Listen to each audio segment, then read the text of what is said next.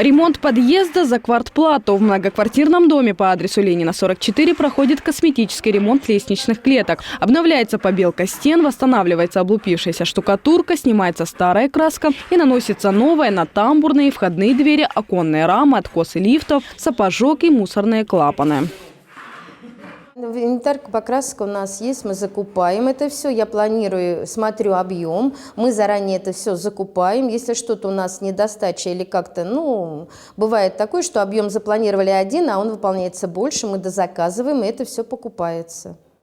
По словам сотрудников управляющей компании, ремонтные работы завершатся в середине лета. Затем на очереди 42-й дом на этой же улице. Кроме того, в этом году коммунальщики запланировали реставрацию холлов первых этажей по 4 адресам. Первый и третий подъезд 23-го дома на братьев Горожанкиных, на Успенская, 26 и Ленина, 38.